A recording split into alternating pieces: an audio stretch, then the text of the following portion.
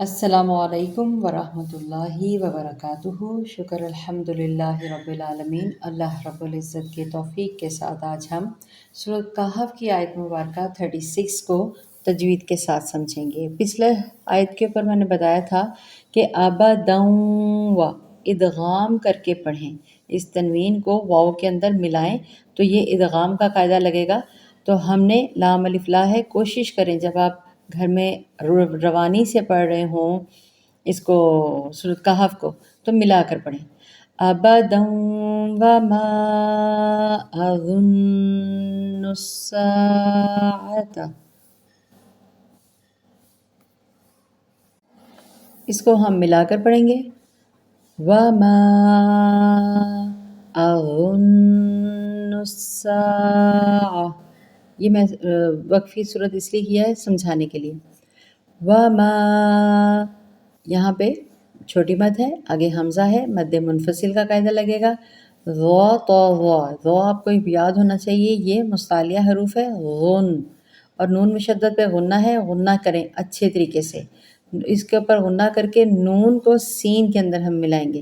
ساعۃ قائمۃ ولئن رددت، یہاں پہ ملایا لیکن میں نے وقف کیا، ساتھ ساتھ سمجھاتی ہوں۔ اظن الساعۃ، سا الف مدہ کا قاعدہ، آتا ساعۃ، آتا نہیں کرنا، عین کے ساتھ، ساعۃ۔ اب ہم کریں گے قاف ہے نا، اس کو مستعلیہ پر پڑھیے گا، باریک نہیں پڑھنا۔ یہاں پہ مد متصل ہو رہا ہے، اس کی مقدار زیادہ کھینچیں گے بنسبت مد منفصل کے۔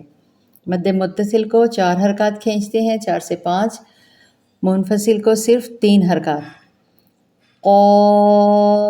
قائمۃ، دیکھیں توں، اس کے اندر لام الف لا ہے، بہتر ہے کہ ہم اس کو ہمیشہ ملا کے پڑھیں، رکے نہیں۔ یہاں پہ جہاں پہ لام الف لا ہو مطلب کہ نہیں رکنا، ملا کر پڑھیں۔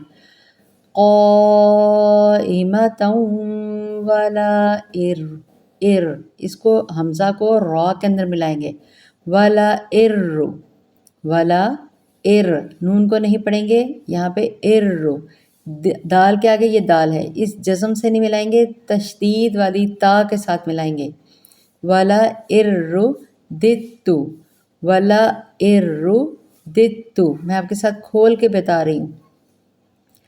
قائمۃ ولئن رددت الی ربی، الی، کھڑی حرکات مقدار پوری کیجیے گا۔ الی ربی، رب پہلے تشدید والا حرف ہے، 2 مرتبہ پڑھیں گے اور را کو پر پڑھیں گے۔ ربی، یا مدہ کا قاعدہ۔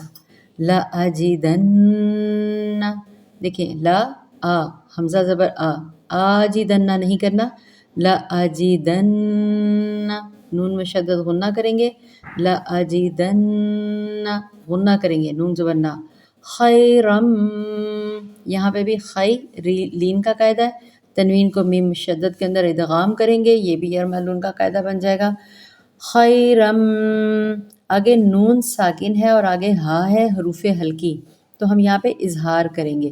خیرم منہا، خیرم منہا منقلبا، اخفا، نون ساکن کے بعد قاف، منقلبا، وقف کی صورت میں 2 زبر کو 1 پڑھتے ہیں، یہ آپ کو یاد ہونا چاہیے۔ لأجدن خیرا منہا منقلبا، یاد رکھیں غلطیاں نہ ہوں، کوشش کریں ملا کے مقدار کو پورا کر کے ادغام کریں۔ اس قاعدے میں، اس آیت مبارکہ میں ادغام، یرملون، ان چیزوں کا قواعد زیادہ ہیں۔